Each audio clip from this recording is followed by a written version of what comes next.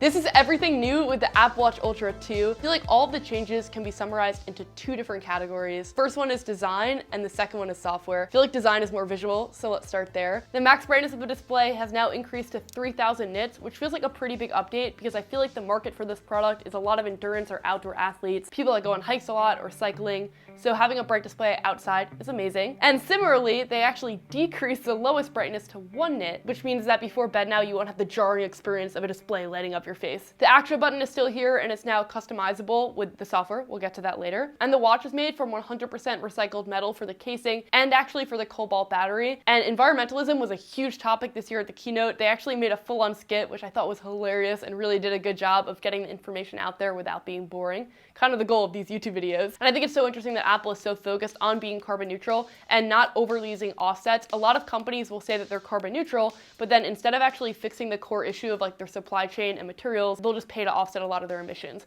which is better than doing nothing, but it's not amazing. So it's cool that Apple is really looking at the supply chain aspects and also the material aspects. It also has the new S9 chip, which means that the device is going to be faster, and it enables this new feature that is actually maybe not so new. I was talking to Cleo Abram at the event, and she was saying that the double tap feature on a watch has actually been a feature for a long time under accessibility, but now it's getting mainstream recognition and it's becoming a core part of the product. It's basically the ability for the watch to sense through its gyroscope when you're moving your fingers in a double tap motion to control what's going on the display. So this means that if your hands are full, like for example, if you have a cold brew in hand and you're holding a package, but then you get a call, you can quickly answer it or decline it with your fingers. I actually live demoed it and it was pretty good. I think Apple's actually doing this to kind of lay the groundwork for the Apple Vision Pro because this motion is actually going to be the main motion of interface with that product. And that leads us right into software. So it's watchOS 10, and there are some pretty cool updates here, including a new watch face that has multiple complications that's only available on the Ultra, so you can get live data on the amount of meters and depth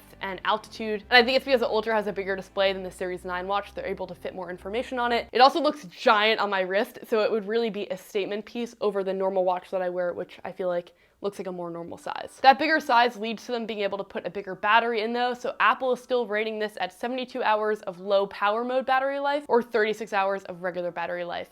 We'll see in the full day in life review if that tracks. Another new feature is the ability to quickly give your contact information to someone by just putting your watches near each other. This is playing off of that name drop feature. It also now has new diving features for recreational diving up to 40 meters, and it will actually now sync to the Depth app to track exactly how far down you were. I think that's awesome, and I think a lot of people that are into diving are gonna love that feature. Cycling also got some new updates, and there's now zone heart rate tracking that's really prominent. This is a feature that I loved on the Samsung Galaxy Watch when I reviewed it. And the second to last feature that they mentioned is a connection now between Siri and the Health app, so you can now ask Siri to log a workout or ask it if you've taken your medication. I think it's cool, but not a game changer. I think the biggest game changer feature with that Apple Watch Ultra is the satellite tracking, and they actually started at the keynote with an incredibly almost tear-jerking video where they showed all the ways that the Apple Watch has actually saved people's lives by noticing irregular heart rates, or a person was unfortunately in an accident and then the Apple Watch used GPS detection to send out a signal and get first responders. The way that tech impacts our life, to me, is the bigger story here, and it's the reason why I love doing the day in life reviews and the interviews, because I feel like we get to take the tech